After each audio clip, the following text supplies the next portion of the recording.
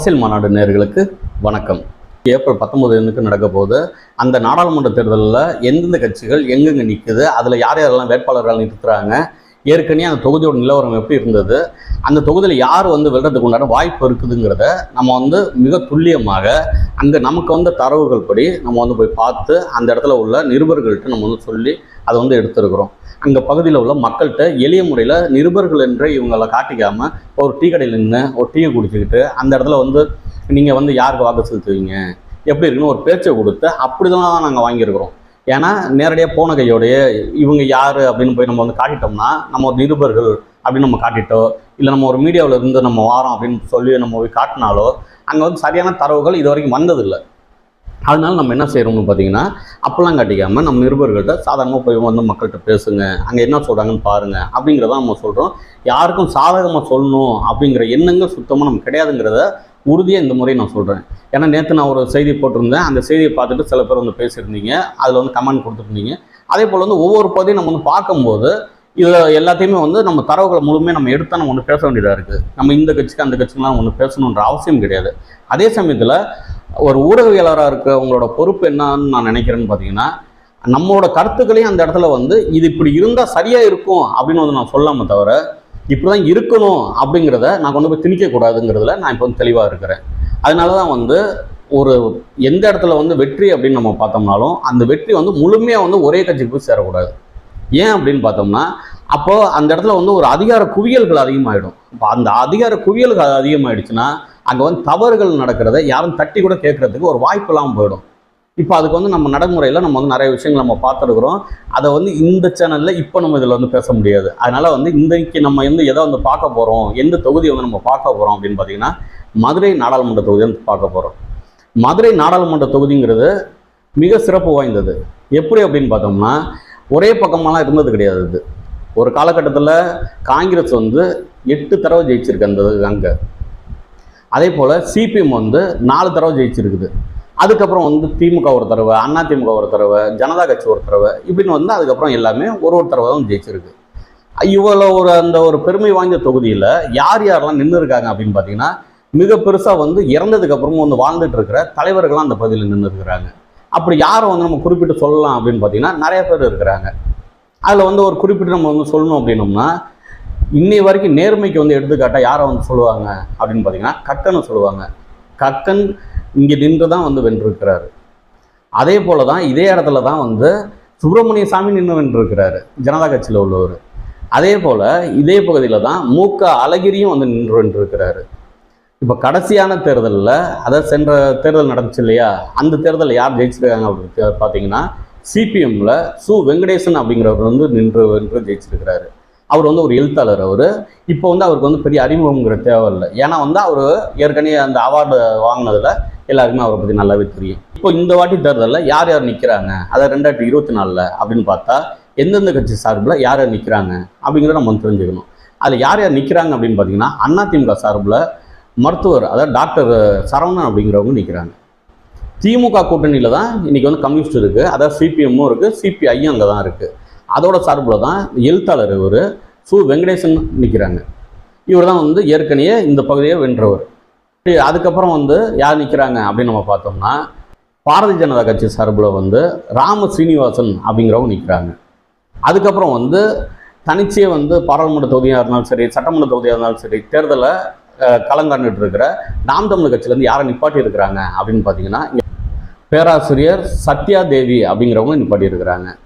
இவங்க ஒரு கல்லூரியில் பேராசிரியராக இருக்கிறாங்க. இதே போல் அங்கே மக்களோட தொடர்பு இருக்கிறவங்க தான் நிறைய பேர் அங்கே நிப்பாட்டி இருக்கிறாங்க. அதில் என்ன ஒன்று நம்ம பார்க்க வேண்டியதாக இருக்குன்னா 3 பேர் ஆண்களை நிப்பாட்டி இருக்கிறாங்க. அதில் ஒருத்தவங்க பெண்ணாக நாம் தமிழ் கட்சியில் இவங்களை நிப்பாட்டி இருக்கிறாங்க.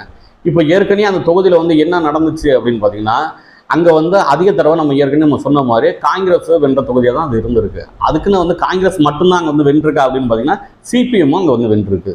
அப்போ இந்த காங்கிரஸ், சிபிஎம், திமுக இது 3மே ஒரு பகுதியில் நிற்கிற ஒரு கூட்டணியாக தான் இருக்குது. ஆனால் அந்த பகுதியில் எப்போதுமே ஒரே இடத்துக்கு அவங்க வாய்ப்பு அதிகமாக கொடுத்தது இல்லை அப்படிங்கிறதும் ஒரு வகையில் சொல்கிறாங்க. என்னென்னு பார்த்தீங்கன்னா அங்கே வந்து அடிக்கடி வந்து மாறுதல் வந்து எதிர்பார்ப்பாங்க மக்கள் அப்படின்றத சொல்கிறாங்க.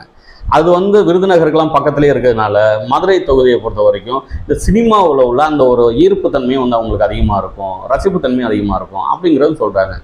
அப்படி சொல்லி அவங்க வந்து என்ன சொல்கிறாங்கன்னா, அவங்க வந்து அதிமுகவுக்கும் ஆதரவு தெரிவிக்கிற அந்த ஒரு நிலையில தான் இருக்கிறாங்க, அதிமுகவும் வெளில வைக்கணும் அப்படின்ற ஒரு நிலையில தான் இருக்கிறாங்க அப்படிங்கிறதான் தெரியுது.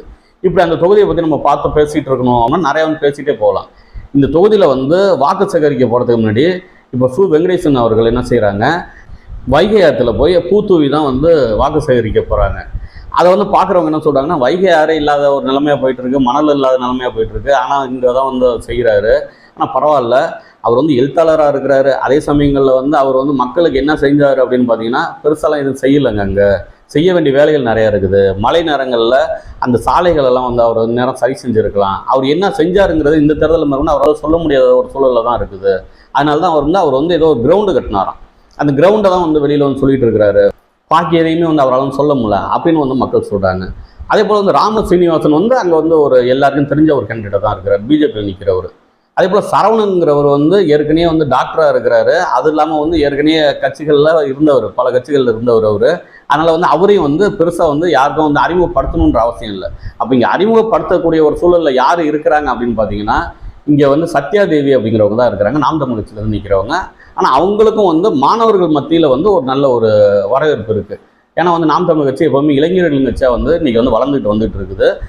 அந்த கட்சியில் வந்து நிற்கிற அந்த வேட்பாளர்களுக்கும் ஒரு நல்ல ஒரு வரவேற்பு எல்லா பகுதியிலும் இருக்குது, இங்கேயும் இருக்குது.